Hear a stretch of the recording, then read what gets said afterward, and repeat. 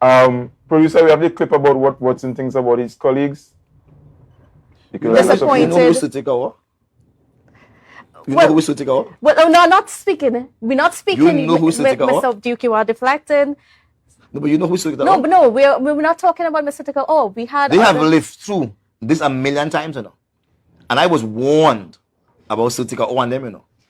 They say when these people come into your party, they're gonna mash up your party. All right? Because they were there in narrow. They were there in top. They were there in forward. They said these are grasshoppers. When you come inside, I said no.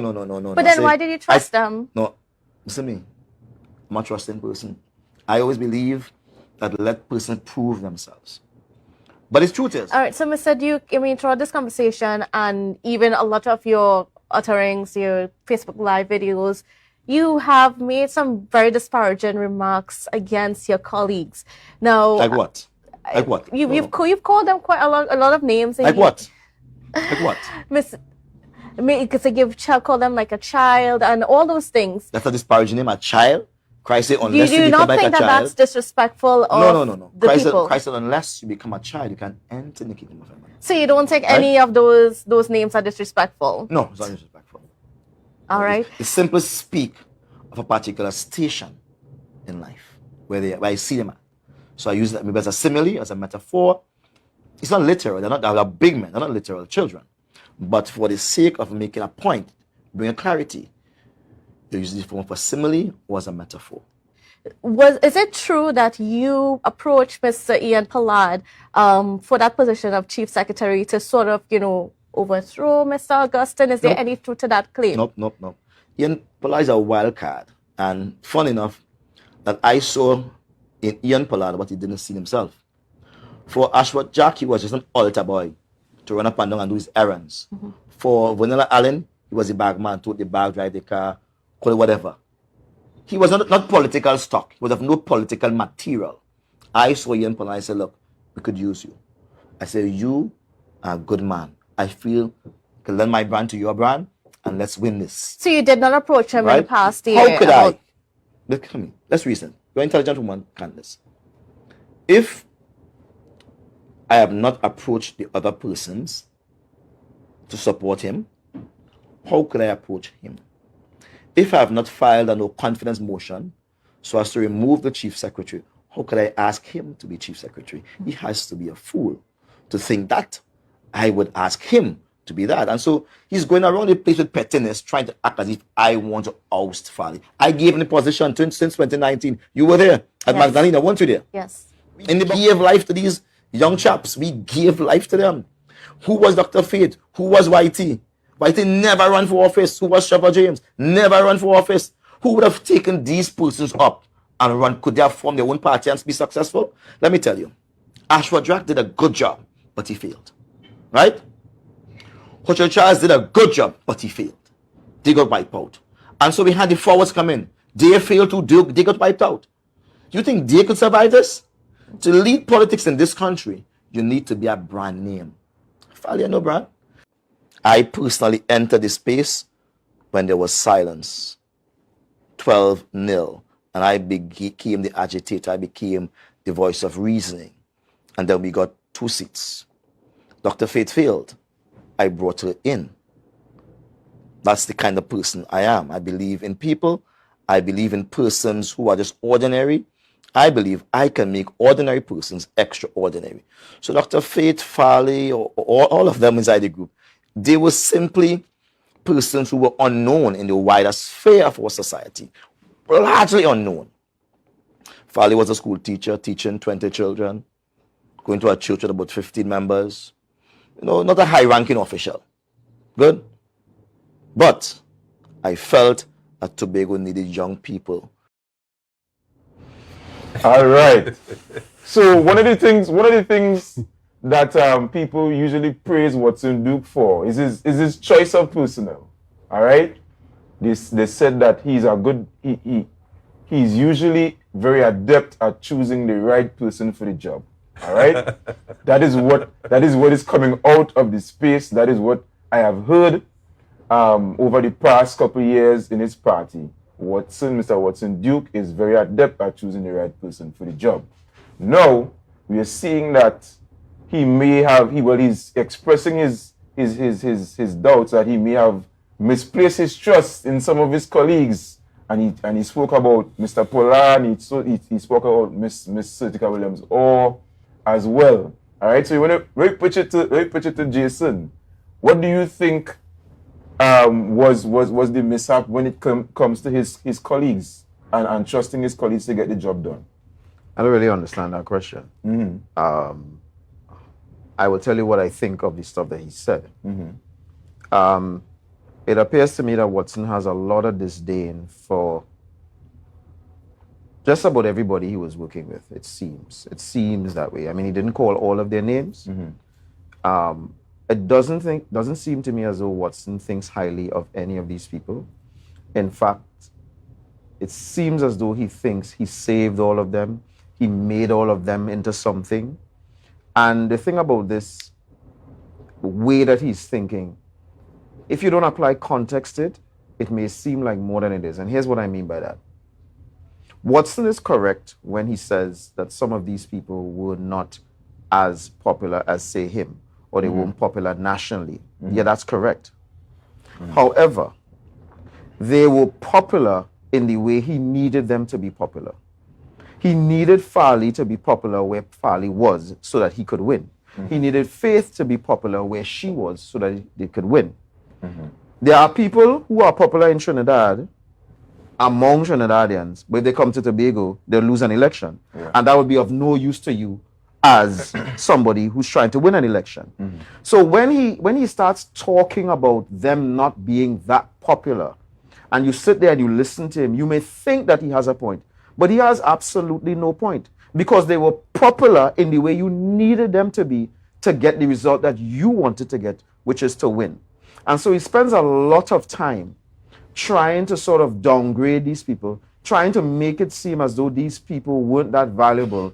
And the Midas touch, and he touched them on his head, on their heads, and Make them go the fact of the matter is this: for him to win, for him, and when I say win it all, not win in Roxwood or Ford, for him to win, he needed the kinds of people who could win. And I'll leave it there. Let my colleagues talk. Mr. Arthur, chime in on the clip you just saw, Mr. Arthur. So I heard Max spending some time trying to define independence. I heard you say that we should listen to Watson because he has had experience being an independent, which doesn't mean anything at all. Because at the end of the day, the definition is the definition, the understanding of it is the understanding, and his experience is not going to negate that or determine what it is. However, let me say this. If we are spending time trying to define something, there's a reason why we are talking about it. We are talking about independence from the point of view of having a team of people who are working together or not. That's really what we're talking about. Of course. Right? It's a team. Right. That is what we're talking about. Outside of that, none of us here really cares what independence means, because what we are trying to understand how it would affect us as the public and how it would affect the workings of the THA. The group of people we are talking about right now are clearly working together. When they left, it was 13 of them, plus the 3 councillors.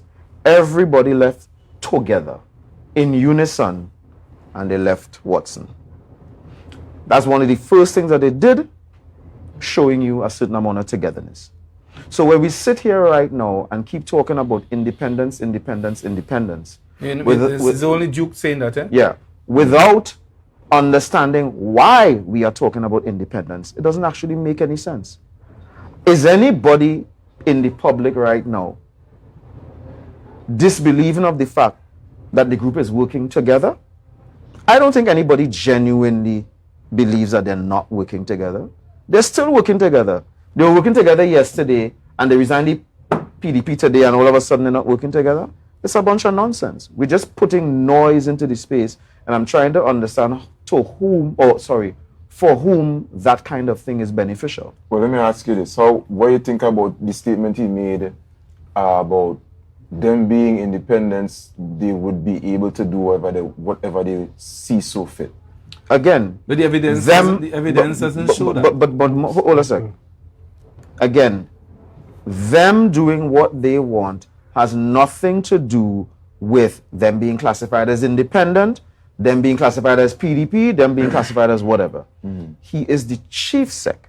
And the chief sec has authority over them. You understand? And so they have to answer to him. So it doesn't matter what you call them. You could call them pineapples. It doesn't matter what you call them. They still ultimately have to answer to him. So all of that about them doing what they want because they're independents, all of But that is Jason, I just made the nonsense. point that Let me just say a couple of things. With respect to Leroy, I converse with Leroy a lot online. And he says a lot of things, and a lot of times he is wrong. And when you point it out, all of a sudden the back and forth conversation ends. So tonight, he's just here talking. And I keep saying to him, I don't mind engaging him, but engage with proof. Either bring the documentary proof or you put the slides on the TV. If you're not doing that, no, I don't need any proof of anything. I don't need any proof of anything. You need I proof don't that need- the promise I don't need any proof of anything. Tell I me already what you answered need proof of. Right. But you see, So hold on, let me you just finish, finish. Jason? No, I'm not finished. Right. Now, the talk about the independence. You're an independent if you're not aligned to any party. If I say I'm an independent now, that is not a promise to never align myself with a party. So when I hear people say, well, they can't tell me you're independent now and then change later. Let's be real. Unless they had planned this and created their own party and all of that stuff, right? correct. Unless they had planned it, that's the only way they would have moved straight from the PDP Into a new party. So when they decide to leave Watson Duke, and they're not waiting, they decide to leave Watson Duke, obviously the stopgap measure would be the state that they're in right now, which is not aligned to any party, which is called independent. So when I'm talking to you now and you ask me what I am independent, right? You just But have to me stop that. telling you that I'm independent is a promise to always be independent. I mean, all this kind of stuff is just so much nonsense. It's just people grasping at straws and trying to pretend that people being inconsistent. And they're just pulling at absolutely nothing and listen, trying to be intellectual that's why and trying to sound as though they're saying something that is actually substantive when at the end of the day, it is a Alright. pack of hogwash. But So so let me bring it that's down. what- Let me bring it that's down. what- There's also that claim that there's no democracy within the party, especially with you touting that you are the owner of the party. And of course, no one can take that away from Oh, you know that? Of course not. No. But I mean, is there democracy within the PDP at this point in time? Well, if Dr. Feet lost the elections in 2015 and I brought her back to be a councillor, isn't there democracy? No, what about now? Because that When was we- 4 years, 5 years When ago. we had press conferences, you were there. All of them used to speak, right? When I campaigned, Farley spoke longer than me as if he don't want me to talk at all. I said, but Robert, what are you talking so long for? You were just supposed to introduce me. He gave a whole long speech. But you know where he wanted to go with that, obviously. When I moved the motion for him to become the chief secretary, wasn't that democracy? When I stayed silent for the whole year and allowed them to talk and play their games and everything is a fet, everything is a eat a food, everything is a picture take out and skin the teeth, you will never see me lying with them. Never, ever, ever. Wasn't that democracy?